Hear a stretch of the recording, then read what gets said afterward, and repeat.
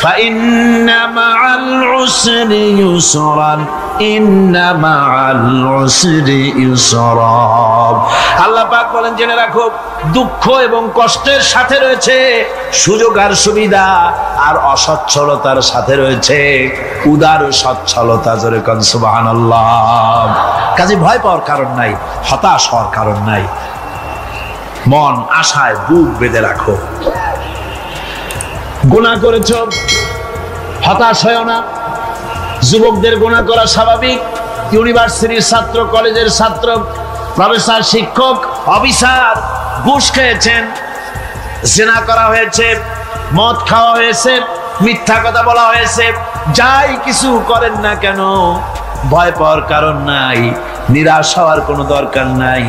আল্লাহ পাক ডেকে বলেছেন, কুল ইয়া ইবাদিয়াল্লাযীনা সারাফু আলা আনফুসিহিম লা তাকনাতু মির রাহমাতিল্লাহ। আরে আমার আল্লাহর মতো এত ভালো আর কেউ আছে? এত দরদ আর কারো আছে? আমার আল্লাহ বলেন, ও নবী, আপনি শোনায় দেন, হে আল্লাহর বান্দারা, তোমরা যারা নিজেদের উপরে বাড়াবাড়ি করেছো, নিজেদের উপরে জুলুম করেছো, অত্যাচার করেছো, আমি আল্লাহর রহমত থেকে নিরাশ হয়ে যেও না। মানুষ যদি অপরাধ করে, বাপের সাথে অপরাধ করেছে, মায়ের সাথে অপরাধ করেছে, মা বাবা সন্তানের চাইতে এত বড় কল্যাণকামী তো আর কেউ নাই, কিন্তু মা বাবা কোনোদিন বলে না, আয় আমার ছেলে, তোরে মাফ করে দেই, এরকম বলে নাকি? মন চায় ছেলে যদি মাপ চাইতো, খুশি হয়ে মাফ করে দিতাম, কিন্তু কেন যে আসে না, ডাকে না যে আয় মাফ করে দেই। মা বাপ আপনাকে এত ভালোবাসে, সেই মা বাপও আপনাকে বলে না যে আয় মাফ করে দেই।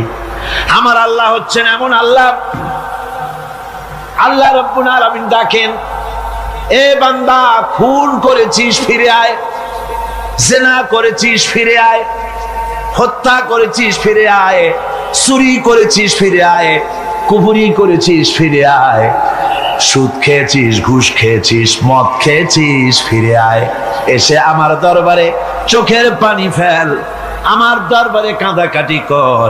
ইন্নাল্লাহা ইয়াগফিরুয যুনুবা জামিআ ইন্নাহু হুয়াল গফুরুর রহিম। আমার দরবারে চোখের পানি ফেলে কাঁদ, আমি রব্বুল আলামিন জিন্দেগীর গুনাহ মাফ করে দেব। সুবহানাল্লাহ কোন, সুবহানাল্লাহ কোন। আমার কাছে কাঁদ, চোখের পানি ফেল। আল্লাহ রাব্বুল আলামিনের কাছে বান্দার দুইটা ফোঁটা বেশি প্রিয়। একটা হলো জিহাদের ময়দানে যে রক্ত ফোঁটা দেওয়া হয়, এটা আল্লাহর কাছে প্রিয়। আর আল্লাহর ভয়তে গুনার জন্য লজ্জা করে, অনুশোচনা করে বান্দা যখন চোখের পানি ছেড়ে দেয়, আল্লাহর কাছে এটা অত্যন্ত প্রিয়। নবীজি বলেছেন, বান্দা যখন গুনার ভয়তে, আল্লাহর ভয়তে, জাহান্নামের ভয়তে অনুশোচনা করে যখন চোখ দিয়া পানি ছেড়ে দেয়, ওই চোখের পানি নাকের অর্ধেক আসতে না আসতে আল্লাহ রাব্বুল আলামিন বান্দারে মাফ করে দেন। আল্লাহ বরদাস্ত করতে পারেন না যে বান্দা কান্দু। আমার ভাইরা, আল্লাহ রহমত, এই পৃথিবীতে আল্লাহ রহমতকে 100 ভাগ করা হয়েছে। আল্লাহ রহমতের কত ভাগ? এই 100 ভাগের 1 ভাগ সারা পৃথিবীতে ছড়াই দেওয়া হয়েছে। আর 99 ভাগ কার কাছে? আল্লাহর কাছে। 1টা ভাগ দুনিয়া ছড়ানো হয়েছে আদম আলাইহিস সালাম থেকে নিয়ে এই পর্যন্ত, এখান থেকে নিয়ে কিয়ামত পর্যন্ত পৃথিবীতে যত মানুষ আসবে, যত প্রাণী আসবে, তাদের মধ্যে প্রাণী জগতেও গাভী তার বাছুরকে ভালোবাসে, ঠিক কিনা? হাতি তার বাচ্চাকে ভালোবাসে, ঠিক কিনা? মুরগি তার বাচ্চাকে ভালোবাসে কিনা? প্রত্যেক মাই তার সন্তানকে ভালোবাসে মানুষের মতো। এই ভালোবাসা, স্নেহ, এই মমতা, এই করুণা, এই মহব্বত একটা ভাগ দুনিয়ায় দেওয়ার পর আপনি আর আমি যতটুকুন ভাগে পেয়েছি সেই মহব্বতে, স্ত্রীর মহব্বতে অস্থির, মায়ের মহব্বতে অস্থির, সন্তানের মহব্বতে অস্থির। এখন চিন্তা করেন, একটা ভাগ সারা পৃথিবীতে বিতরণ করার পর যেটুক পেয়েছি তাতে যদি এত মহব্বত হয়, তাহলে এর 99 ভাগ মহব্বত যে আল্লাহর কাছে জমা আছে, এই বান্দার জন্য তার কত মহব্বত, এই বান্দার জন্য কত করুণা তার, কত মহব্বত তার, কত দয়া তার। এজন্য আল্লাহ রাব্বুল আলামিন বলেছেন, নাব্বি ইবাদি আন্নি আনাল গফুরুর রহিম। ও আমার নবী, সুসংবাদ দিয়ে দাও, বান্দাদেরকে শোনায় দাও যে আমি আল্লাহ তাআলা ক্ষমাশীল আর দয়াবান। হুজুর কাঁদতেছিলেন, হযরত ওমর রাদিয়াল্লাহু তাআলা আনহু এসে দেখেন হুজুর একা কাঁদতেছে। হুজুর জিজ্ঞেস করছেন, হযরত ওমর জিজ্ঞেস করলেন, হুজুর আপনি কাঁদেন কেন একা একা? হযরত ওমর বলেন, আমি যখন প্রশ্ন করলাম নবীজি বললেন, আমার কাছে কিছু আগে জিবরাইল এসেছিলেন, জিবরাইল এসে আমাকে বললেন আল্লাহ পাক বলেছেন, হে আমার নবী, ইসলামের ভিতরে থেকে যে সমস্ত মানুষগুলো ইসলামের ভিতরে থেকে চুল আর দাড়ি পাকায় দিছে, কিয়ামতের দিন এই লোকগুলারে আমি শাস্তি দিতে আমার শরম হবে। হযরত ওমর বলেন, হুজুর উম্মতের জন্য কত বড় খোঁজ খবর এটা, আর আপনি কাঁদতেছেন। হুজুর বলেন, ওমর তুমি জানো না আমার কান্নার কারণ ভিন্ন। আমার কান্নার কারণ হলো যে আল্লাহ রাব্বুল আলামিন কিয়ামতের দিন দাড়ি চুল পাকা বান্দারে শাস্তি দিতে শরম করবেন, সেই দাড়ি চুল পাকা বান্দাগুলি আল্লাহর সাথে নাফরমানি করতে শরম করে না। আমি এই লজ্জায় কাঁদতেছি। ভাইরা, হুজুর আল্লাহ পাক বলেন, ও আমার নবী, রাতের আধারে যখন একটা বুড়া আমার দরবারে হাত উঁচু করে, একটা বুড়া মানুষ রাতের আধারে যখন আমার দরবারে হাত উঁচু করে আর যখন বলতে থাকে, রব্বুল আলামিন আমার পেছনের জীবনটা বড় খারাপ করেছি, এমন কোন কাজ জীবনে করি নাই যা তোমার কাছে কিছু দাবি করতে পারি, সব রকমের নাফরমানি করেছি, আজ আমি বুড়া হয়ে গেছি, কামাই করতে পারি না, ছেলে আমাকে চোখে দেখতে পারে না, পুত্রবধূ আমাকে ঘরে জায়গা দেয় না, আমার স্ত্রী আমাকে দেখতে পারে না, রোজগার করতে পারি না, হাঁটতে পারি না, চলতে পারি না, সবার কাছে আমি তিতা হয়ে গেছি, আমি দাঁড়াতে পারি না, কোমরে ব্যথা পাই, হাঁটুতে ব্যথা পাই, চলতে পারি না, কানে শুনতে পাই না, চোখে দেখতে পারি না, আর তোমার কাছে কিছু চাইয়া নেব এমন ভালো কাজও করি নাই। এইভাবে যখন বান্দা কাঁদতে থাকে আমার দরবারে, ও আমার হাবিব আমার রহমতের দরিয়ায় জোশ মেরে যায়, আমার শরম হয় এই বুড়াটারে কেমনে খালি হাতে ফিরাইয়া দেই। সুবহানাল্লাহ, সুবহানাল্লাহ। আমার আল্লাহর এত দয়া, আমার আল্লাহর এত মায়া, এত মহব্বত। আমার আল্লাহ রাব্বুল আলামিন বলেন, ওয়াইযা সালাকা ইবাদি আন্নি ফাইন্নী কারীব। ও আমার হাবিব, আমার বান্দা আমার ব্যাপারে প্রশ্ন করে, আমি বান্দার একদম নিকটে। কোরআন শরীফের ভিতরে যত জায়গায় রাসূলকে বলা হয়েছে সুয়ালের কথা, আপনাকে প্রশ্ন করা হয়, আল্লাহ তার জবাব কুল এই কথা বলে জবাব দিয়েছেন। যত জায়গায় সুয়াল এসেছে, যেমন কোরআনে কারীমের মধ্যে আল্লাহ পাক বলেন, ওয়ায়াসআলুনাকা আনিল মাহিদ, মেয়েদের হায়েজ সম্পর্কে জিজ্ঞাসা করা হয়, কুল হিয়া আযা, হে নবী আপনি বলুন। এভাবে করে কুল দিয়ে জবাব দেওয়া হচ্ছে। আবার প্রশ্ন করা হচ্ছে, ওয়ায়াসআলুনাকা আনিল আনফাল, এই গনিমতের মাল সম্পর্কে হুজুর আপনাকে, হে নবী আপনাকে প্রশ্ন করা হয়। আল্লাহ কুল দিয়া জবাব দিলেন, আল্লাহ বলেন আপনি বলেন। ওয়ায়াসআলুনাকা আনিল খামরি ওয়াল মাইসির, আল্লাহ পাক বলেন নবী আপনারে প্রশ্ন করা হয়, কুল ফিহিমা ইসমুন কাবীর, আল্লাহ কুল দিয়া বললেন তুমি বলো। আবার বলা হলো, ওয়ায়াসআলুনাকা আনিল আহিল্লা কুল হিয়া মাওয়াকিতু লিন্নাস। ও নবী, আপনাকে প্রশ্ন করা হয় চাঁদের ক্রমবর্ধমান এবং ক্রমহ্রাস, এই যে বাড়ে আর কমে, পূর্ণিমা হয় অমাবস্যা হয়, কেন হয়? আপনি বলুন, কুল, আপনি বলেন, এটা আমি অক্ত এবং সময়, বছর আর দিন গণনা করার জন্য পৃথিবীবাসীদের জন্য বিনা পয়সায় একটা ক্যালেন্ডার বানাইয়া আকাশে ঝুলাই রেখেছি। এভাবে যত জায়গায় এসেছে আপনাকে প্রশ্ন করা হয়, তত জায়গায় আল্লাহ জবাব দিয়েছেন কুল, আপনি বলেন। গোটা কোরআন শরীফের ভিতরে এই একটি মাত্র জায়গা যেখানে বলা হয়েছে আপনাকে প্রশ্ন করা হয়। আল্লাহ এখানে বলতে পারতেন কুল, আপনি বলেন, আল্লাহ তোমাদের নিকটবর্তী, এভাবে জবাব হয় না। এটা কায়দাটা হলো এই, আল্লাহ বলতেছেন ওয়াইজা সালাকা ইবাদি, ও আমার নবী, প্রশ্ন তো আমার বান্দারা আমার ব্যাপারে করেছে, এবার আপনার জবাবের কোনো দরকার নাই। প্রশ্ন আমার ব্যাপারে, আমি নিজে জবাব দিয়ে দেই, ফা ইন্নী কারীব। ও বান্দা, আমার ব্যাপারে প্রশ্ন করেছিস, জবাব আমি দেই, আমি তোর সবচাইতে বেশি নিকটে। সুবহানাল্লাহ, কত নিকটে?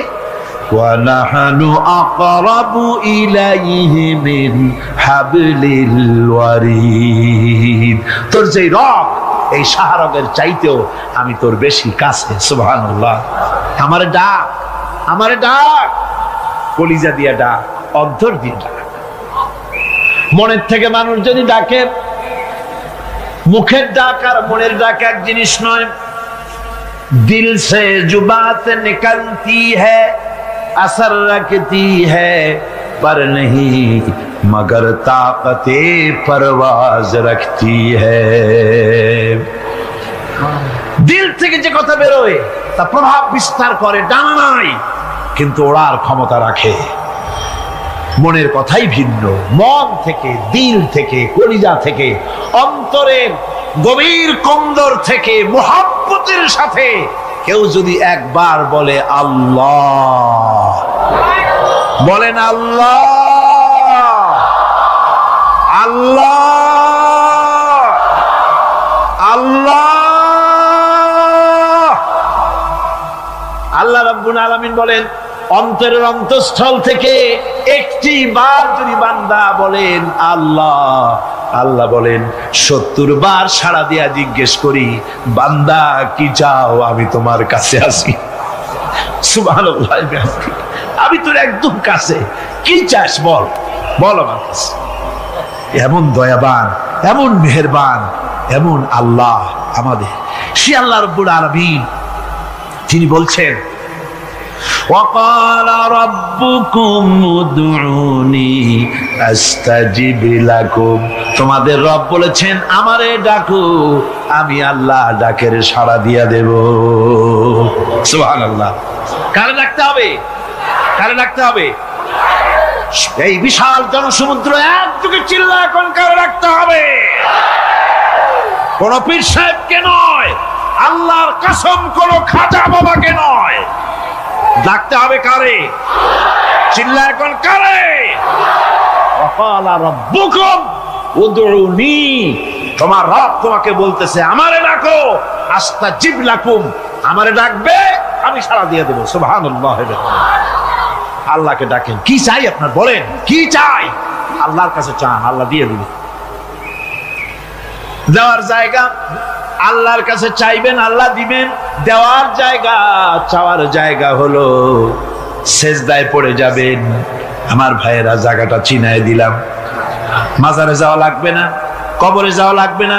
2 রাকাত নামাজ পড়ে সেজদায় পড়ে গিয়া যত বিপদ আছে, মুসিবত আছে, সেজদার মধ্যে চোখের পানি ছেড়ে দেন আর কেন্দে কেন্দে জীবনের কথা বলেন। আল্লাহ রাব্বুল আলামিন আপনার আওয়াজ শুনবেন আর দোয়া কবুল করে নিবেন। কাঁদতে হবে আল্লাহর কাছে। কার কাছে? আল্লাহর কাছে।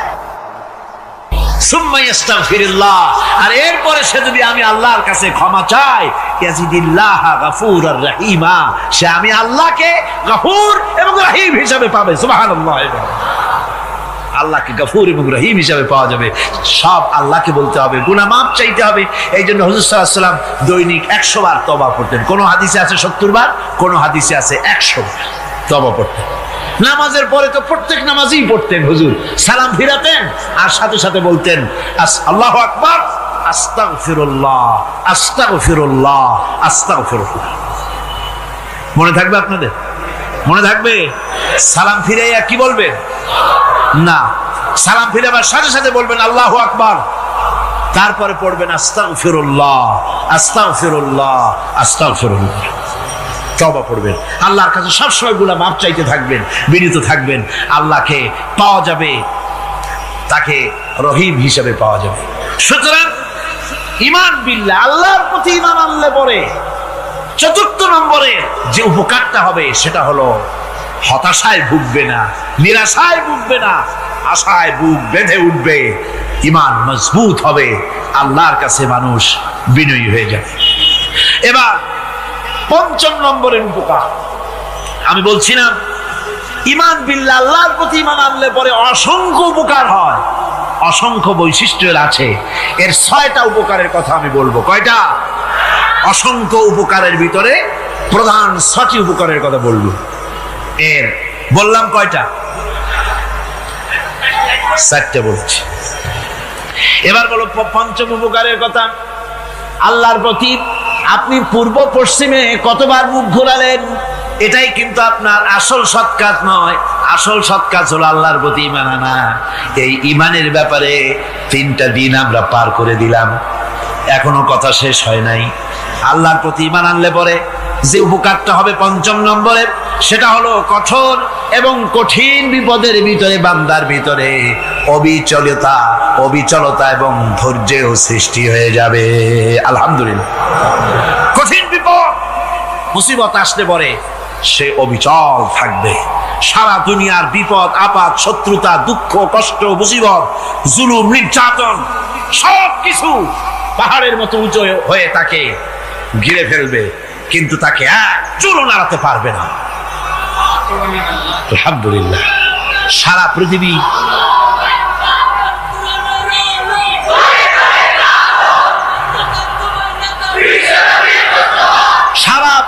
একদিকে আর সে একা একদিকে থাকবে।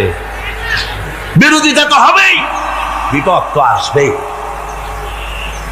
কবি বলতেছেন, সাথে জাকা রহা হ্যায় अज़ल से ता इमरोज, सतेजा का रहा है अज़ल से ता इमरोज, चरागे मुस्तफावी से शरारे बुलहबीस।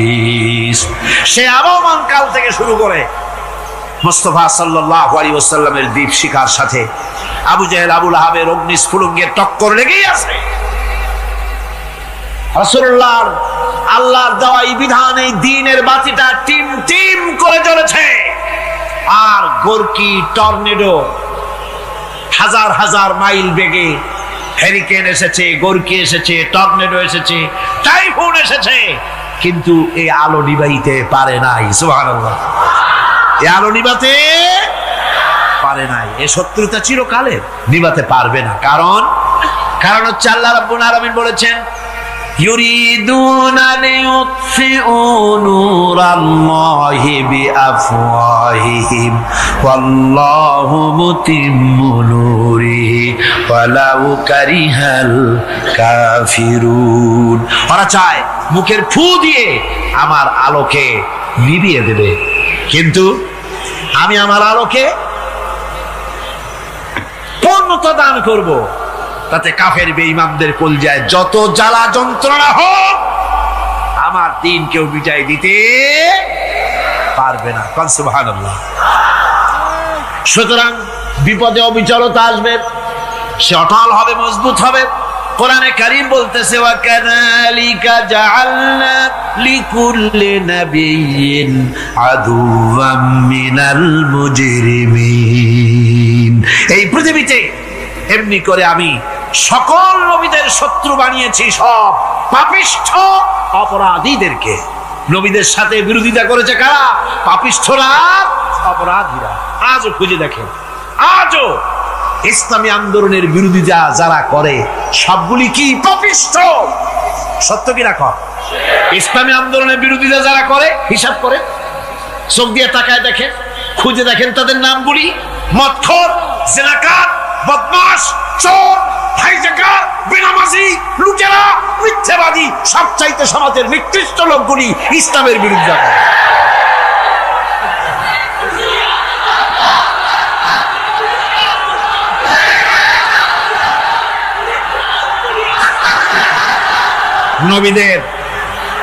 নবীদের শত্রু আল্লাহ বলেন সব যুগে নবীদের সাথে শত্রুতা করেছে পাপিষ্ঠরা। আল্লাহর কথা, কার কথা? সকল যুগে নবীদের সাথে শত্রুতা করেছে পাপিষ্ঠরা, নিকৃষ্ট ধরনের অপরাধীরা। সুতরাং নবী রাসূলদের অবস্থা যখন এই, তখন দ্বীনের দাওয়াত যারাই দেবে তাদের কিসমত এরকম হবেই। এই বাধার মোকাবেলা তাদেরও করতে হবে। এই যে বাধাটা আসে, এই যে মারে, অপরাধ কি? এই যে তারা চোর বা ডাকাত যাদের মারা হয়।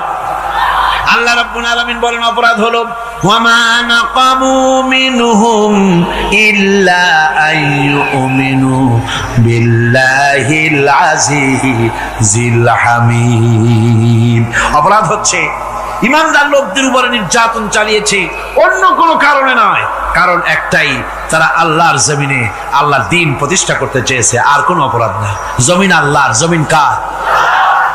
এই বিশাল জনসমুদ্র গর্জে উঠুন একযোগে, বলুন জমিন কার?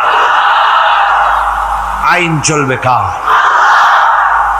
এখানেই সংঘর্ষ বেঁধেছে আবহমান কাল ধরে।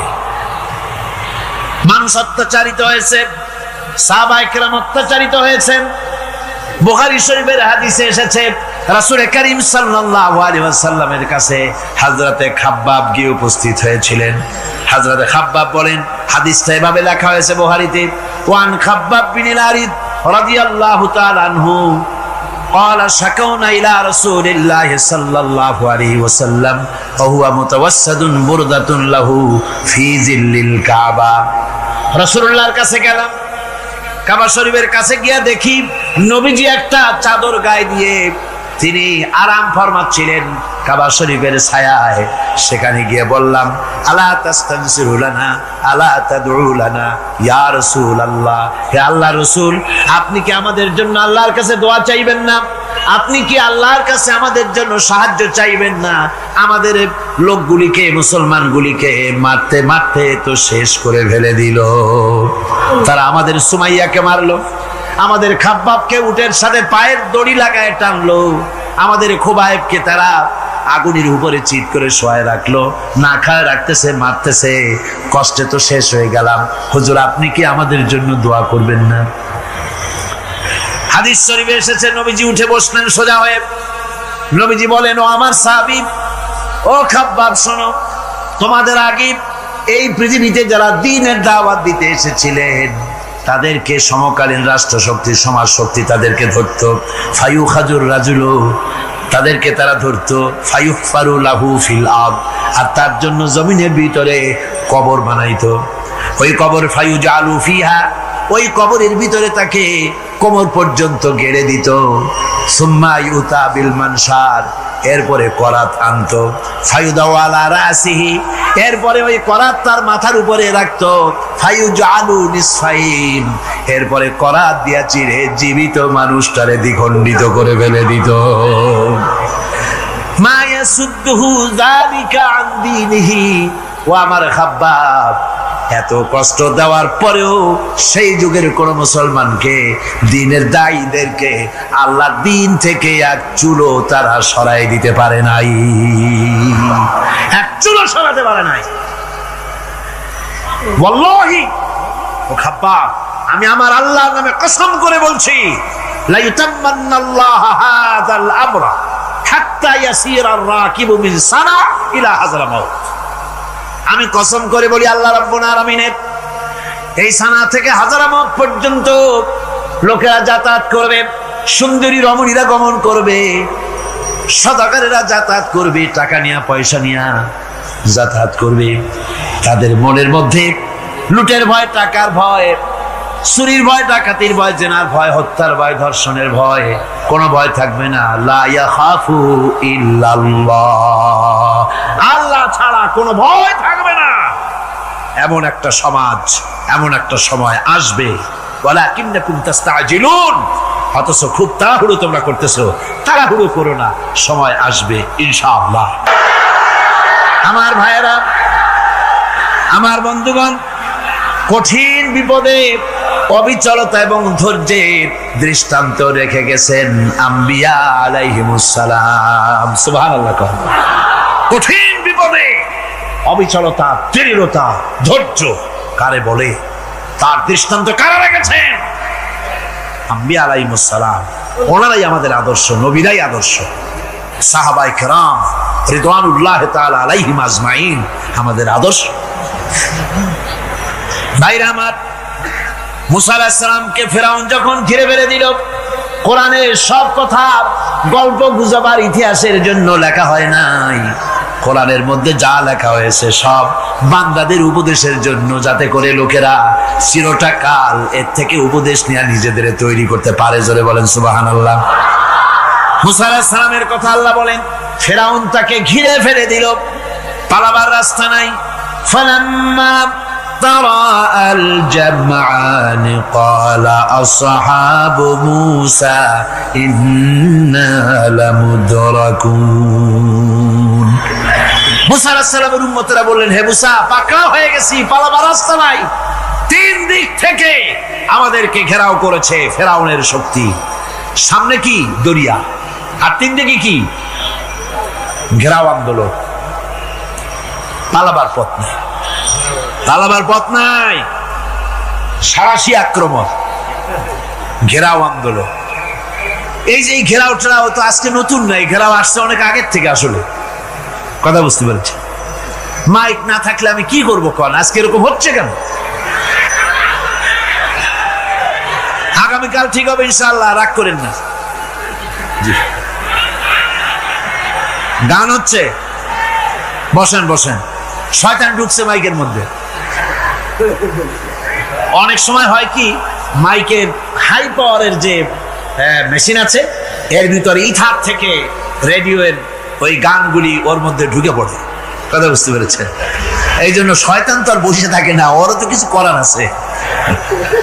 ধৈর্য ধরেন, ধৈর্য ধরেন। কালকে অপারেটরদেরকে মাওলানা শামসুদ্দিন সাহেবের কাছে অনুরোধ করব, অপারেটর একটু ভালো করে হেদায়েত করে দেবেন। মাইকে আজকে আমার নিজেরও কষ্ট হচ্ছে, আমিও বুঝতে পারছি না যে আমার কথাগুলি কি আওয়াজে বেরোচ্ছে, যার জন্য আমাকে বেশি চিল্লাইতে হচ্ছে। বক্তাকে কি লাউডে তার কথা বেরোচ্ছে তা তার কানে আসতে হয়, তাহলে বোঝা যায় যে আমার কথাগুলি কিভাবে বেরোচ্ছে। এটা এই অবস্থায় সিচুয়েশন আজকে নাই, এবং লোকেরাও মাইকের ব্যাপারে আজকে অভিযোগ করেছে, যা বিগত 16 বছরে করে নাই। সেটের ব্যাপারে কোথাও কোনো অসুবিধা হয়েছে? মাইকটা ভালো, এবং মাইক যারা দেন প্রতি বছর খেদমত করে, আল্লাহ তাদের প্রতি রহম করুন। সবাই বলেন আমিন। এদেরকে রাগ করে পথে পাই আবার মারধর করেন না। সিলেটের যে তাফসির মাহফিল হয়, বিগত 19 বছর তাফসির করেছি একটানা, এবার 20 বছর পুরো হবে ইনশাআল্লাহ। সিলেটে একটানা 20 বছর তাফসির করতেছি সেখানে। তো মাইক, যে একটা লোক বিনা পয়সায় মাইক দেয়, মাইকের ভাড়া সে নেয় না। তাফসিরে মাহফিলের মাইকের ভাড়া নেয় না। যে বছর এরশাদ সরকার আমাকে প্লেন থেকে নামতে দিল না, আপনাদের মনে আছে? সিলেট থেকে ফিরাই দিল। এই খবরটা মাইকম্যান যখন শুনেছে যে আমাকে নামতে দেয় নাই, ফিরাই দেওয়া হয়েছে, সাথে সাথে স্ট্রোক করেছে, হার্ট ফেল করে দুনিয়া থেকে বিদায় হয়ে গিয়েছে। সিলেটে তাফসির হতে পারবে না, এই কথা সে বরদাস্ত করতে পারে না। আমি কেঁদেছি আর দোয়া করেছি, আল্লাহ, কোরআনের মহব্বতে লোকটার এই অবস্থা হলো, তোমার জান্নাত তুমি দয়া করে তাকে দান করে দিও। কাজে কোনো ব্যবসায়ী চায় না যে তার ব্যবসাটা খারাপ হোক, লোকেরা মন্দ বলুক। এই মাইকের ব্যাপারে আপনারা আজকে রাগারাগি করেন না, যা হয়েছে কালকে ভালো হবে ইনশাআল্লাহ। সবাই বলেন ইনশাআল্লাহ। এখন চলেন আমরা ফেরাউনের অবস্থা দেখি গিয়া কি করতেছে ফেরাউন। মুসা আলাইহিস সালামকে ঘেরাও করে ফেলেছে, পালাবার উপায় নাই। একদিকে দরিয়া, তিন দিকে ফেরাউনের শক্তি। এই যে ঘেরাও টেরাও মানে নতুন তো না, ধর্মঘট নতুন না, পুরানা জিনিস। এই পৃথিবীতে সর্বপ্রথম ধর্মঘট কিসের উপরে হয়েছে জানেন? এই পৃথিবীর প্রথম ধর্মঘট হয়েছে পেঁয়াজ, রসুন আর ডাইলের উপরে। মুসা আলাইহিস সালামের জামানায় লান নাসবিরা আলা তুআমিন ওয়াহিদ, আমরা এক রকমের খাদ্য আর খাবো না, আমাদের পেঁয়াজ দেওয়া লাগবে, ডাল দেওয়া লাগবে, রসুন দেওয়া লাগবে। সর্বপ্রথম ধর্মঘট হয় মুসা আলাইহিস সালামের জামানায়, সেখান থেকে শুরু হয়েছে। কিন্তু মশাল মিছিল যে আসলো কই থেকে এইটা আমি খুঁজে পাইনি। পরে প্রত্যেকটা জিনিসের তো ইতিহাস আছে, আমি খুঁজতে খুঁজতে পেলাম। আমি জানি না এর ইতিহাস মূলে কোথায়, কিন্তু আমি যতদূর খুঁজে পাইছি সেটা হলো মশাল মিছিলের আবিষ্কার হয়েছে লঙ্কায় রাবণের সময়। হনুমানের লেজে আগুন দিয়া তারপরে লঙ্কা কাণ্ড ঘষালো, নামই আছে লঙ্কা কাণ্ড। হনুমানেরা লেজে আগুন দিয়ে রাবণ যে লঙ্কায় মশাল মিছিল করেছিল হনুমানরে দিয়া, ওই হনুমানের ওই সিস্টেমটা এখনো আমাদের দেশে চালু আছে। এইটা আসলে কোন ভদ্র লোকের এই মিছিল হওয়া উচিত না। আগুন নিয়ে কিসের মিছিল? আগুন হলো জাহান্নামের প্রতীক। আগুন কিসের প্রতীক? জাহান্নামের প্রতীক। যদিও আমাদের উপকারে লাগে, কাজে লাগে। সুতরাং আমরা যা করব প্রত্যেকটা জিনিসের পেছনে সুন্নতে নববীর কোনো না কিছু থাকতে হবে। কথা বুঝতে পেরেছেন? তিন দিক থেকে ঘেরাও হয়ে গেছে, পালাবার কোনো রাস্তা। হযরতে মুসা আলাইহিস সালামের কাছে উম্মতরা বললেন, পালাবার তো কোনো পথ নাই, এখন উপায়টা কি? আমাদের তো আর উপায় নাই। মুসা আলাইহিস সালাম দেখেন বিপদে পড়ে গেছেন, কিন্তু ধৈর্য হারান নাই, ভয় পান নাই। ভয় পাইছিলেন? ভয় পেয়েছেন?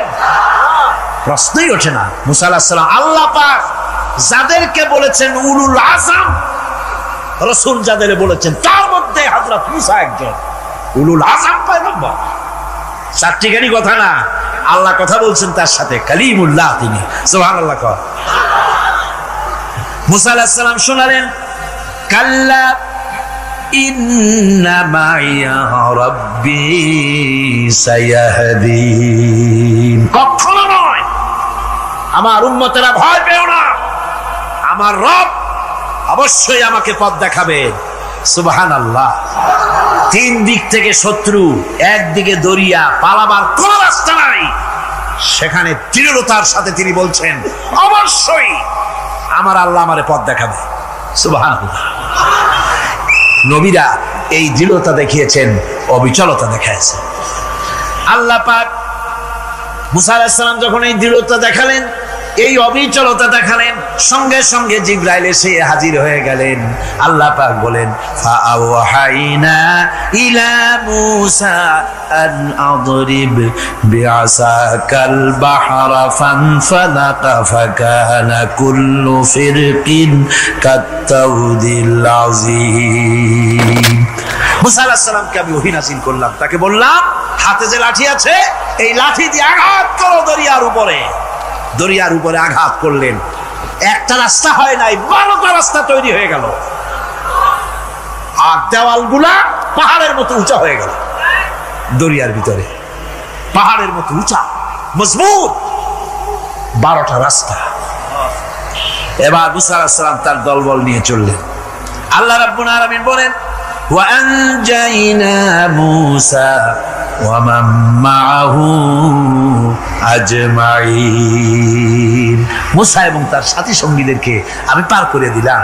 মুসা আলাইহিস সালাম এবং তার সাথী সঙ্গী নিয়ে যখন দরিয়ার মাঝখানে আসছে, ফেরাউন তার দলবল নিয়ে এসে গেছে। আসে দেখে নদীর মধ্যে রাস্তা। বাবা, খুব তো কায়দা। ও মনে করছে ওর বাজানের তৈরি করা ডিস্ট্রিক্ট বোর্ডের রাস্তা। ওর লোকজন নিয়ে নেমে গেছে দরিয়ার ভিতরে। ও আসছে মাঝখানে, মুসা আলাইহিস সালাম চলে গেছেন ওপার, দরিয়া পার। মাঝখানে যখন এসে গেল, আল্লাহ রাব্বুল আলামিন পানিকে অর্ডার করলেন কুন। আল্লাহর তো বটন টেপা লাগে না, মুখ দিয়া কোনো হুকুম করা লাগে না, শুধু বলেন কুন। যে ব্যাপারে কুন বলেন ফায়াকুন, সাথে সাথে হয়ে যায়। আল্লাহ বললেন কুন, আর অমনি রাস্তা বন্ধ হয়ে গেল। এবার তুফান শুরু হয়েছে নদীতে, ঢেউয়ের উপরে ঢেউ, মৌজুন কাল জিবাল, পাহাড়ের মতো। উঁচু হয়ে হয়ে ঢেউ আসতেছে, দলবল ফোড়া আর অস্ত্রপাতি যা ছিল সব মরিয়া শেষ।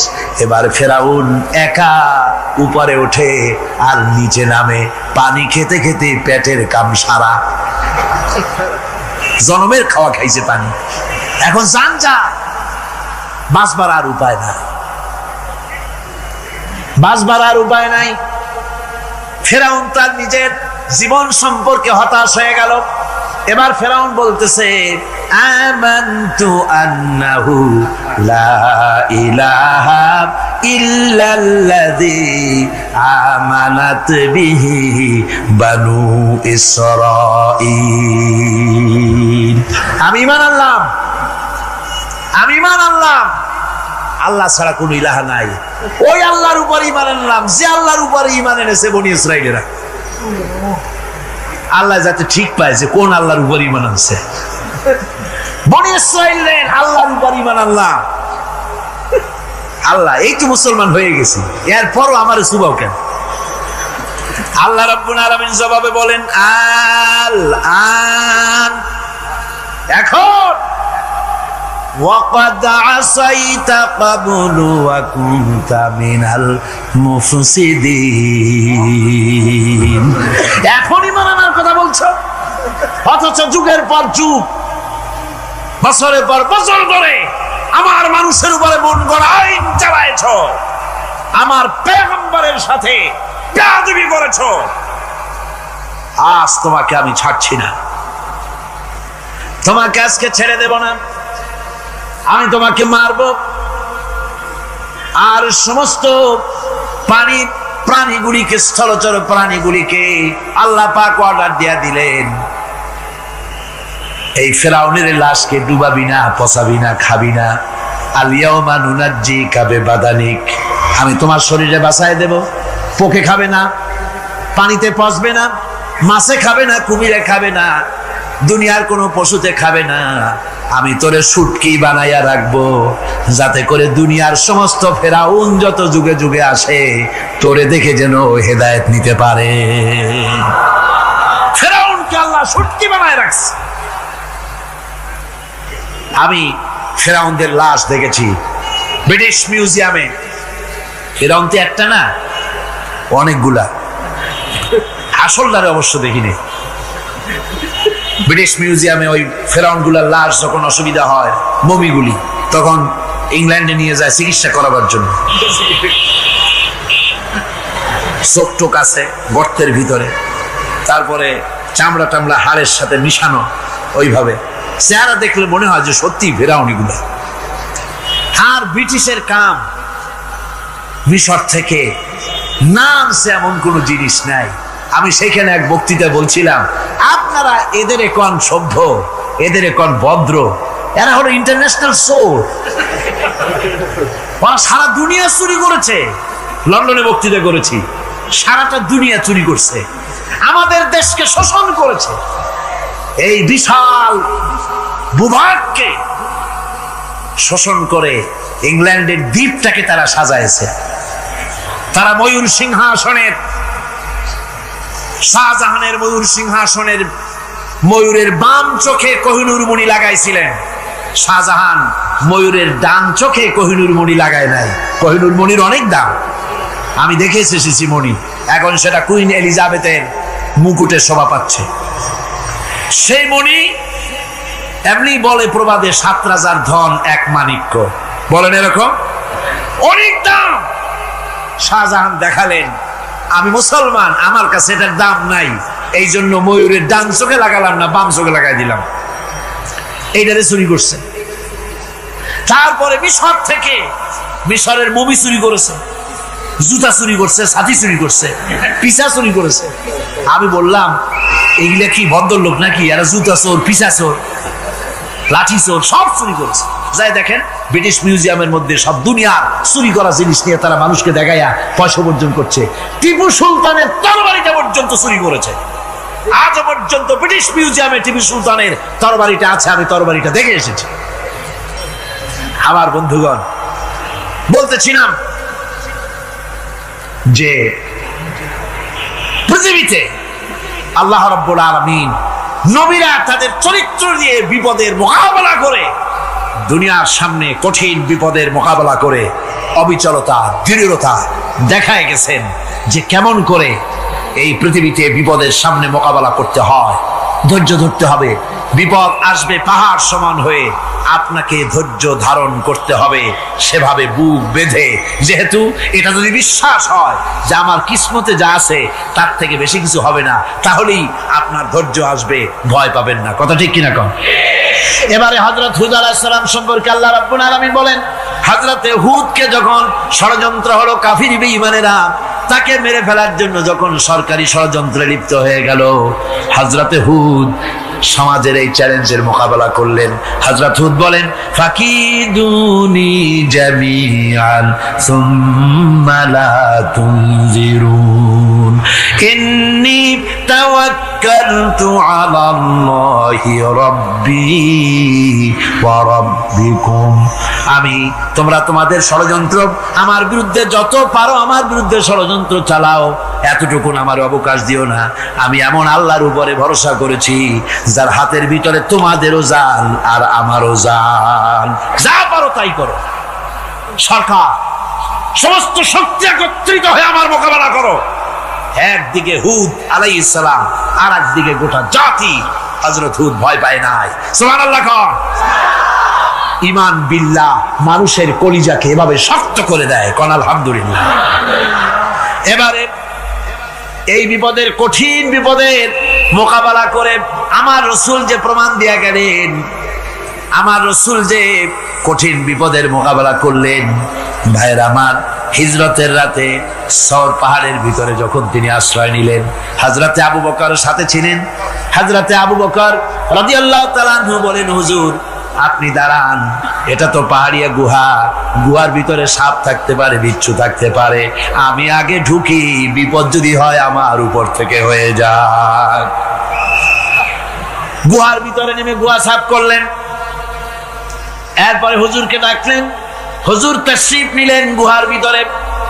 এরপরে হুজুর বললেন, আবু বকর পাহাড়ে হেঁটে হেঁটে 2-3টা পাহাড় পাড়ি দিয়া যাওয়া লাগে সূর পাহাড়ে। মদিনার সোজা রাস্তা হুজুর ধরেন নাই, মেসফালার পথ দিয়া জাবালে কেদোয়ার উপর দিয়া 3টা পাহাড় পাড়ি দিয়া তারপরে হুজুর গেলেন সূর পাহাড়ে। গুহার ভিতরে হুজুর তাশরীফ নিলেন। বললেন, আবু বকর তুমি বসো, তোমার উরুর উপরে মাথা রেখে আমি একটু আরাম করি। হযরতে আবু বকর বসলেন, হুজুর তার উরুর উপরে মাথা রেখে ঘুমায় গেলেন। আর এরপরে কাফির বেঈমানেরা তালাশ করতে করতে কাফেরেরা এসে গেল পায়ের চিহ্ন দেখে দেখে গর্তের কাছে। হযরত আবু বকর ভয়তে কেঁদে ফেললেন, আরে আর তো উপায় নাই, এবার তো ধরা পড়ে গেছি, এবার নবীজিকে মেরে ফেলে দেবে। নবীর মহব্বতে, নিজের মহব্বতে নয়, নবীর মহব্বতে কাঁদতেছিলেন। হুজুর বলেন, হুজুরের ঘুম ভেঙে গেল। বলো, আবু বকর কাঁদো কেন? ছেলের কথা, মেয়ের কথা, বিবির কথা, বাড়ির কথা মনে পড়লো নাকি? হযরত আবু বকর বলেন, ইয়া রাসূলুল্লাহ, আল্লাহর কসম করে বলি, যেদিন ঈমান এনেছি এই কলিজার ভিতরে মা বাপ, স্ত্রী, পুত্র, পরিজন, এমনকি আমার নিজের জীবনের চাইতে আপনারে বেশি ভালোবাসি। কাঁদো কেন? কাঁদো কেন? হযরত আবু বকর বলেন, হুজুর ধরা পড়ে গেছি, কাফেররা এসে গেছে গর্তের কাছে, তাকালি আমাদের দেখতে পাবে। আমরা তো মাইনরিটি, ওরা তো মেজরিটি, আমরা তো ধরি মারি ফেলাই দেবে, আপনাকে মেরে ফেলে দেবে, এই জন্য কাঁদি। আল্লাহ রাব্বুল আলামিন, হুজুর তখন কি দৃঢ়তা, কি অবিচলতা, কি ধৈর্যের পাহাড় সম মনোবৃত্তি তখন দেখালেন। আল্লাহ কোরআন শরীফে চিরকাল যাতে মানুষেরা হেদায়েত নিতে পারে সেজন্য হুজুরের কথা উঠায় দিলেন কোরআনে। আল্লাহ পাক বলেন, ইযহুমা ফিল গার ইয ইয়াকুলু লিসাহিবিহি লা তাহজান ইন্নাল্লাহা মা'ানা। ও বন্ধু, ভয় পেও না, আল্লাহ আমাদের সাথে আছেন। সুবহানাল্লাহ। আল্লাহ আমাদের সাথে আছেন। আমরা মাইনরিটি নই, আমরাই মেজরিটি। আল্লাহ আছে আমার সাথে, ভয় পাওয়ার কোনো কারণ নাই। সুবহানাল্লাহ।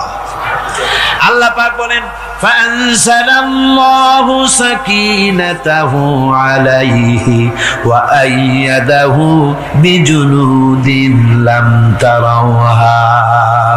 আমি এদের অন্তরের ভিতরে আমি শান্তি নাজিল করে দিলাম, প্রশান্তি দিয়া দিলাম, আর আমি সাহায্য করলাম, আর এমন সব সৈন্য পাঠায় দিলাম যে সৈন্যগুলি তোমরা দেখতে পাও নাই।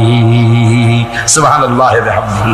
ভাইরা আমার, রাসূল করিম সাল্লাল্লাহু আলাইহি সাল্লাম এই বিপদের মাঝে, চরম বিপদের মাঝে অবিচলতা, দৃঢ়তা, কঠিন আত্মনির্ভরতা দেখিয়েছেন। এগুলি হলো ঈমানের ৫ম নম্বরের উপকারিতা। আল্লাহর প্রতি ঈমান আনলে এভাবে পাহাড় সম ঈমান মজবুত হয়ে যায়। জেলের পরোয়া করি না, ফাঁসির পরোয়া করি না, শহীদ হওয়ার পরোয়া করি না, মেরে ফেলে দেবে, উড়ায় দেবে, হত্যা করবে, পরোয়া করি না। পরোয়া করি কেবলমাত্র কাকে? যারা বলেন কারে? এইরকম মুসলমান হাজার হাজার লাখ লাখ দরকার নাই, ৩১৩ জন যথেষ্ট। কয়জন যথেষ্ট? ৩১৩ জন যথেষ্ট।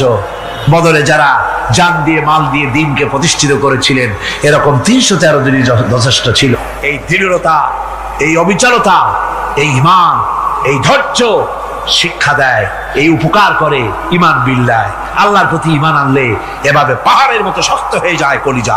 কোন আলহামদুলিল্লাহ। আমার বন্ধুগণ, এবার আমি বলবো সর্বশেষ উপকারের কথাটা বলি, মোনাজাত ছেড়ে দেব। কয়টার কথা বলছিলাম? উপকার ৬টা উপকারের কথা বলেছি। অনেকগুলি বৈশিষ্ট্য, অনেকগুলি উপকারের মধ্যে আল্লাহর প্রতি ঈমানের ৬টা উপকারের কথা ৫টা বলা হয়ে গেছে।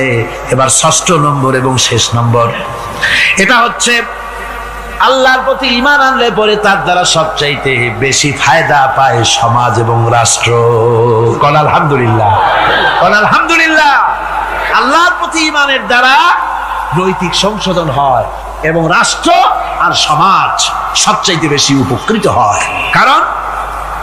কারণ হলো ঈমানদার ব্যক্তি আল্লাহর প্রতি যে ঈমান এনেছে, তার মনের মধ্যে ধারণা এটা হয়, আমার কোনো কাজ তো গোপন থাকে না। ইন্নাল্লাহা লা ইয়াখফা আলাইহি শাইউন ফিল আরদি ওয়ালা ফিস সামা। আল্লাহর কাছে গোপন বলতে কিছু নাই, আকাশেও নাই, জমিনেও নাই, কোনো কিছু গোপন নাই। সুতরাং আমি যা করি সব আল্লাহ দেখেন এবং শোনেন। এমনকি মানুষ যে কল্পনা করে, সে কল্পনাও আল্লাহ টের পায় না, নাকি? টের পায় কিনা? وَإِن تُبْدُوا مِنْ أَنفُسِكُمْ أَوْ تُخْفُوهُ يُحَاسِبْكُم بِهِ اللَّهُ। মনের ভিতরে যে কল্পনা করো, আল্লাহ পাক বলেন এই কল্পনারও হিসাব আমি রব্বুল আলামিন তোমার কাছ থেকে নেব। ফায়ুআযযিবু মান ইয়াশাউ, যারে খুশি শাস্তি দেব, আর যারে খুশি আমি মাফ করে দেব। জোরে বলেন সুবহানাল্লাহ। ফায়াগফিরু লিমান ইয়াশা ওয়া ইউআযযিবু মান ইয়াশা, যারে খুশি মাফ করব, যারে খুশি শাস্তি দেব, কল্পনারও হিসাব নেব। এই কথা মুমিনের যদি জানা থাকে, তাহলে আর তার কোনো চিন্তা থাকে না, তার নৈতিক চরিত্র ভালো হয়ে যায়। কোন সুবহানাল্লাহ। আমার বন্ধুগণ, ঈমানদার লোক, আল্লাহর প্রতি ঈমান আসলে পরে সমাজ উপকৃত হয়, রাষ্ট্র উপকৃত হয়ে যায়। যেহেতু বান্দা জানে আমি দায়িত্বহীন কোনো কথা বলতে পারবো না, দায়িত্বহীন কোনো কাজ করতে পারবো না। আল্লাহ পাক বলেছেন, মা ইয়ালফিজু মিন কাউলিন ইল্লা লাদাইহি রাকিবুন আতীদ। বান্দা এমন কোনো কথা বলে না যে কথা আমার ফেরেশতারা রেকর্ড করে না রাখে। কাজী মুমিন ব্যক্তি আল্লাহর ভয়তে দায়িত্বহীন কথা বলবে না। নির্বাচন আসতে পরে রাস্তা সোনা দিয়ে বান্ধায় দেব, এই করব সেই করব, না খাইয়া কেউ মরবেন না। আসে না নির্বাচনের সময় সারাকালি বদনারা মঞ্চে দাঁড়িয়ে কত বড় বক্তৃতা করে, ভাইয়ের আমার, বোনের আমার, এবার আমার বোতল মার্কা বাক্স, আপনারা আমাকে ভোট দিয়ে দেশ এবং জাতির আরেকবার 12:30 বাজাইবার সুযোগ দিন। এবার ক্ষমতায় গেলে কেউ না খাইয়া মরবেন না, কিন্তু কি খাইয়া মরবে তাও বলে না। এর মানবতী অর্থ হচ্ছে এই, ওরা যদি ক্ষমতায় যেতে পারে তাহলে বিষ খাইয়া হোক, গুলি খাইয়া হোক, কিছু না কিছু খেয়ে মরতে হবে। একেবারে খালি পেটে মরলে গ্যাস্ট্রিক হওয়ার সম্ভাবনা আছে। ঈমান বিল্লাহ যদি না থাকে, আল্লাহর ভয় যদি না থাকে, তাহলে দায়িত্বহীন কথা বলে। আর আল্লাহর ভয় যদি থাকে, তাহলে নৈতিকতার সংশোধন হয়ে যায়, দায়িত্বপূর্ণ কথা বলে, মানুষকে ফাঁকি দেয় না। আমার বন্ধুগণ, আল্লাহ রাব্বুল আলামিন তার বান্দা যারা আল্লাহকে ভয় করে, সে ভয় করা বান্দাগুলির মনের মধ্যে এই চিন্তা এসে যায়, আমি যেখানে থাকি না কেন আল্লাহ আমাকে দেখতেছেন, শুনতেছেন। রাতে হোক দিনে হোক, যেখানে আছি আল্লাহ আমারে দেখতেছেন। আল্লাহ পাক বলতেছেন, ওয়া হুয়া মাআহুম ইজ ইউবাইতুনা মা লা ইয়ারদা মিনাল কওলি ওয়া কানা আল্লাহু বিমা ইয়ামালুনা মুহীতা। আল্লাহ পাক বলেন, আমি তো আমার বান্দার নিকটে তখনও থাকি যখন সে গোপনে গোপনে রাতের বেলায় আমার মর্জির খেলাফ পরামর্শ করে। আমার মর্জির খেলাফ পরামর্শ করতেছে রাত্রে, আমি তো তখনও কাছে থাকি, ওটা আমি শুনি। ঈমান যদি আসে, তাহলে এই সব কাজ থেকে সে বিরত থাকে। সে যদি কম হয় সেখানেও আল্লাহ, বেশিও যদি হয় সেখানেও আল্লাহ। এমন কোন জায়গা আছে নাকি চিটাগংয়ে যেখানে আপনি একটা আকাম করবেন আর আল্লাহ টের পাবে না? কোন আছে নাকি? আচ্ছা, চট্টগ্রামে না থাকুক, বাংলাদেশের কোন জায়গা আছে নাকি? পার্বত্য চট্টগ্রামে যত পাহাড় আছে, উঁচু নিচে জায়গা আছে, ওই জায়গায় বোধহয় আছে নাকি? সারা পৃথিবীতে আছে কোথাও? আল্লাহকে ফাঁকি দেওয়ার জায়গা কোথাও? সব স্পষ্ট। আল্লাহ কি ঘুমায় নাকি? ঘুমায়? তার কাছে দিনও যায়, রাতও যায়, সমানে তিনি দেখতে পান, শুনতে পান, সবকিছু দেখতে পান, সবকিছু শুনতে পান। তাকে ফাঁকি দেওয়ার কোনো উপায় নেই। এই জন্য ৬ষ্ঠ নম্বরের উপকার যেটা হয়, সেটা হলো সমাজ উপকৃত হয় ওই মানুষ দিয়ে যার মধ্যে ঈমান আছে। হযরত ওমর রাদিয়াল্লাহু তাআলা আনহু রাতের আধারে, শেষ রাত্রে ঘুরতেছিলেন, দেখেন এক বাড়িতে কথা হচ্ছে, কথাবার্তার আওয়াজ পাওয়া যায়। মনে করলেন কোন অসুখ বিসুখ নাকি। ঘরে গিয়ে কান পাচ্ছেন দেওয়ালের সাথে, শুনতে পাচ্ছেন ভিতরে বুড়ি মা তার মেয়েকে বলছে, এই মেয়ে ওঠ, উটের দুধ দোয়াই নিয়ে আসছি, এর মধ্যে পানি মিশা, তারপর সকালে বাজারে নিয়ে যা। মেয়ে বলছে, মা এই কামটা আমি পারবো না। কেন পারবি না?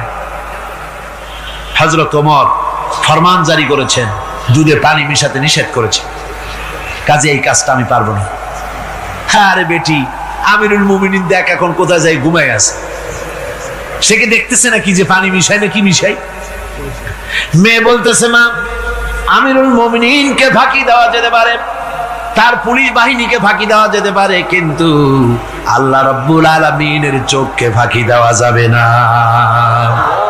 হযরত ওমর এই কথা শুনে বাড়ি চলে গেলেন, আর নিজের ছেলেকে ডেকে বললেন, ছেলে আমার, অমুক জায়গায় একটা বাড়ি আছে, সেখানে একটা যুবতী মেয়ে আছে, ওই মেয়েটার বিয়ে হয়েছে কিনা শোনো, যদি বিবাহ না হয়ে থাকে তুমি তোমার নিজের বিয়ের প্রস্তাব দাও।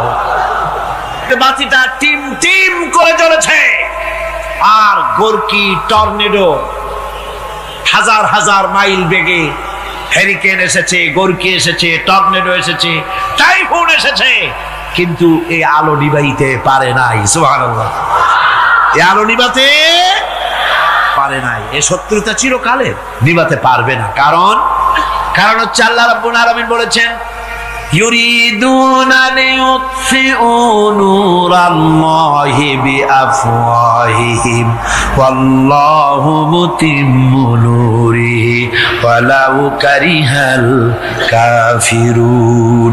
ওরা চায় মুখের ফু দিয়ে আমার আলোকে নিভিয়ে দেবে, কিন্তু আমি আমার আলোকে পূর্ণতা দান করব, তাতে কাফের বেঈমানদের কলজায় যত জ্বালা যন্ত্রণা হোক, আমার দিন কেউ মিটাই দিতে পারবে না। সুবহানাল্লাহ। সুতরাং বিপদে অবিচলতা আসবে, সে অটল হবে, মজবুত হবে। কোরআনে কারীম বলতেছে, ওয়া কাযালিকা জাআলনা লিকুল্লি নাবিয়্যিন আদুওয়াম মিনাল মুজরিমিন। এই পৃথিবীতে এমনি করে আমি সকল নবীদের শত্রু বানিয়েছি, সব পাপিষ্ঠ অপরাধীদেরকে। নবীদের সাথে বিরোধিতা করেছে কারা? পাপিষ্ঠরা, অপরাধীরা। আজও খুঁজে দেখেন, আজও ইসলামী আন্দোলনের বিরোধিতা যারা করে সবগুলি কি পাপিষ্ঠ? সত্য কিনা কর? ইসলামী আন্দোলনের বিরোধিতা যারা করে হিসাব করে চোখ দিয়ে তাকায় দেখেন, খুঁজে দেখেন তাদের নামগুলি। মদখোর, জিনাকার, বদমাশ, চোর, হাইজাকার, বেনামাজি, লুটেরা, মিথ্যাবাদী, সবচাইতে সমাজের নিকৃষ্ট লোকগুলি ইসলামের বিরোধিতা করে।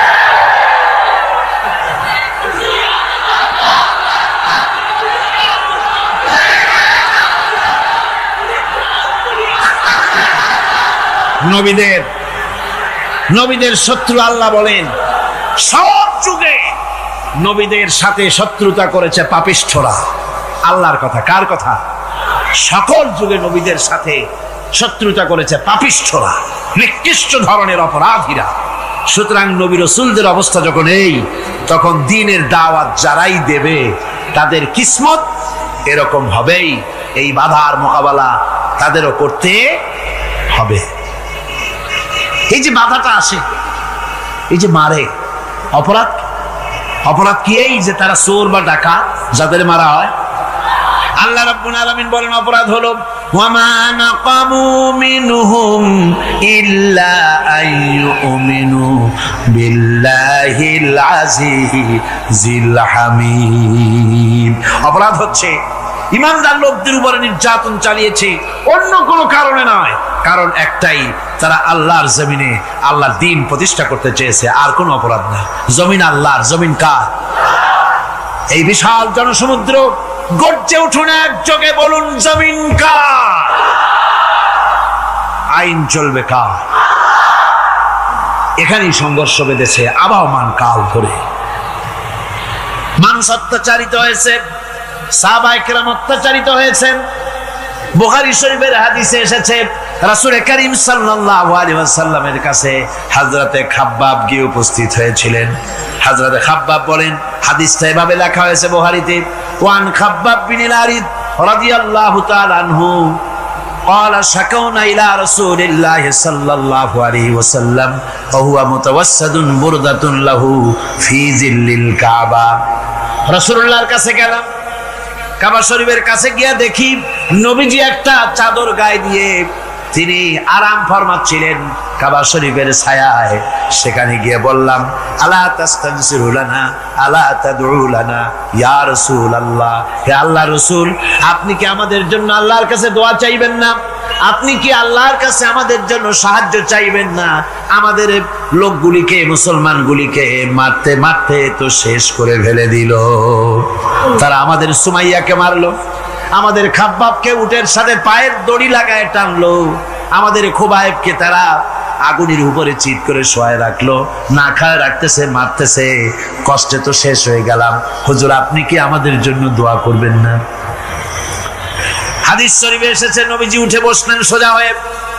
নবীজি বলেন, ও আমার সাহাবী, ও খাব্বাব, শোনো, তোমাদের আগে এই পৃথিবীতে যারা দ্বীনের দাওয়াত দিতে এসেছিলেন তাদেরকে সমকালীন রাষ্ট্রশক্তি, সমাজ শক্তি তাদেরকে ধরতো। ফায়ুখাজুর রাজুলু, তাদেরকে তারা ধরতো। ফায়ুফারু লাহু ফিল আরদ, আর তার জন্য জমিনের ভিতরে কবর বানাইতো। ওই কবর ফায়ুজালু ফিহা, ওই কবরের ভিতরে তাকে কোমর পর্যন্ত গেড়ে দিত। সুম্মা ইউতা বিল মানশার, এরপরে করাত আনতো। ফায়ুদাউ আলা রাসিহি, এরপরে ওই করাত তার মাথার উপরে রাখতো। ফায়ুজালু নিসফাইন, এরপরে করাত দিয়া চিরে জীবিত মানুষটারে দ্বিখণ্ডিত করে ফেলে দিত। মা ইয়াসুদ্দুহু যালিকা আন দীনিহি, ও আমার খাব্বাব, এত কষ্ট দেওয়ার পরেও সেই যুগের কোন মুসলমানকে, দ্বীনের দায়ীদেরকে আল্লাহর দ্বীন থেকে এক চুলো তারা সরাই দিতে পারে নাই, এক চুলো সরাতে পারে নাই। ওয়াল্লাহি, ও খাব্বাব, আমি আমার আল্লাহর নামে কসম করে বলছি, লা ইউতাম্মান্নাল্লাহু হাযাল আমরা হাত্তা ইয়াসিরা আর-রাকিবু মিন সানা ইলা হাযরামাউত। আমি কসম করে বলি, আল্লাহ রাব্বুল আলামিনের এই সানা থেকে হাজারামত পর্যন্ত লোকেরা যাতায়াত করবে, সুন্দরী রমণীরা গমন করবে, সদাগরেরা যাতায়াত করবে টাকা নিয়া, পয়সা নিয়া। যাতায়াত করবে, তাদের মনের মধ্যে লুটের ভয়, টাকার ভয়, চুরির ভয়, ডাকাতির ভয়, জেনার ভয়, হত্যার ভয়, ধর্ষণের ভয়, কোনো ভয় থাকবে না। লা ইয়াখাফু ইল্লাল্লাহ, আল্লাহ ছাড়া কোনো ভয় থাকবে না। এমন একটা সমাজ, এমন একটা সময় আসবে। ওয়ালাকিন্নাকুম তাস্তাজিলুন, অথচ খুব তাড়াহুড়ো তোমরা করতেছো। তাড়াহুড়ো করো না, সময় আসবে ইনশাআল্লাহ। আমার ভাইয়েরা, আমার বন্ধুগণ, কঠিন বিপদে অবিচলতা এবং ধৈর্যের দৃষ্টান্ত রেখে গেছেন আম্বিয়া আলাইহিমুস সালাম। সুবহানাল্লাহ। কঠিন বিপদে অবিচলতা, দৃঢ়তা, ধৈর্য কারে বলে, তার দৃষ্টান্ত কারা রেখেছেন? আম্বিয়া আলাইহিমুস সালাম। ওনারাই আমাদের আদর্শ, নবীরাই আদর্শ। সাহাবায়ে কেরাম রিদওয়ানুল্লাহ তাআলা আলাইহিম আজমাইন আমাদের আদর্শ। ভাইরা আমার, মুসা আলাইহিস সালামকে ফেরাউন যখন ঘিরে ফেলে দিল, কোরআনের সব কথা গল্প গুজবার ইতিহাসের জন্য লেখা হয় নাই। কোরআনের মধ্যে যা লেখা হয়েছে সব বান্দাদের উপদেশের জন্য, যাতে করে লোকেরা চিরটা কাল এর থেকে উপদেশ নিয়ে নিজেদের তৈরি করতে পারে। জোরে বলেন সুবহানাল্লাহ। মুসা আলাইহিস সালামের কথা আল্লাহ বলেন, ফেরাউন তাকে ঘিরে ফেলে দিল, পালাবার রাস্তা নাই। ফালাম্মা تراءى الجمعان قال أصحاب موسى إنا لمدركون। মুসা আলাইহিস সালামের উম্মতেরা বললেন, হে মুসা, পাকড়াও হয়ে গেছি, পালাবার রাস্তা নাই। তিন দিক থেকে আমাদেরকে ঘেরাও করেছে ফেরাউনের শক্তি। সামনে কি? দরিয়া, আর তিন দিকে কি? ঘেরাও আন্দোলন। পালাবার পথ নেই, পালাবার পথ নাই। সারাশি আক্রমণ, ঘেরাও আন্দোলন। এই যে ঘেরাওটা তো আজকে নতুন নাই, ঘেরাও আসছে অনেক আগের থেকে। আসলে কথা বুঝতে পেরেছি। মাইক না থাকলে আমি কি করবো কন? আজকে এরকম হচ্ছে কেন? আগামীকাল ঠিক হবে ইনশাআল্লাহ, রাগ করেন না। গান হচ্ছে, বসেন বসেন। শয়তান ঢুকছে মাইকের মধ্যে। অনেক সময় হয় কি, মাইকের হাই পাওয়ারের যে মেশিন আছে, এর ভিতরে ইথার থেকে রেডিওর ওই গানগুলি ওর মধ্যে ঢুকে পড়ে। কথা বুঝতে পেরেছে? এই জন্য শয়তান তো আর বসে থাকে না, ওরও তো কিছু করার আছে। ধৈর্য ধরেন, ধৈর্য ধরেন। কালকে অপারেটরদেরকে মাওলানা শামসুদ্দিন সাহেবের কাছে অনুরোধ করব, অপারেটর একটু ভালো করে হেদায়েত করে দেবেন। মাইকে আজকে আমার নিজেরও কষ্ট হচ্ছে, আমিও বুঝতে পারছি না যে আমার কথাগুলি কি আওয়াজে বেরোচ্ছে, যার জন্য আমাকে বেশি চিল্লাইতে হচ্ছে। বক্তাকে কি লাউডে তার কথা বেরোচ্ছে তা তার কানে আসতে হয়, তাহলে বোঝা যায় যে আমার কথাগুলি কিভাবে বেরোচ্ছে। এটা এই অবস্থায় সিচুয়েশন আজকে নাই, এবং লোকেরাও মাইকের ব্যাপারে আজকে অভিযোগ করেছে, যা বিগত 16 বছরে করে নাই। সেটের ব্যাপারে কোথাও কোনো অসুবিধা হয়েছে? মাইকটা ভালো, এবং মাইক যারা দেন প্রতি বছর খেদমত করে, আল্লাহ তাদের প্রতি রহম করুন। সবাই বলেন আমিন। এদেরকে রাগ করে পথে পাই আবার মারধর করেন না। সিলেটের যে তাফসির মাহফিল হয়, বিগত 19 বছর তাফসির করেছি একটানা, এবার 20 বছর পুরো হবে ইনশাআল্লাহ। সিলেটে একটানা 20 বছর তাফসির করতেছি সেখানে। তো মাইক, যে একটা লোক বিনা পয়সা মাইক দেয়, মাইকের ভাড়া সে নেয় না। তাফসিরে মাহফিলের মাইকের ভাড়া নেয় না। যে বছর এরশাদ সরকার আমাকে প্লেন থেকে নামতে দিল না, আপনাদের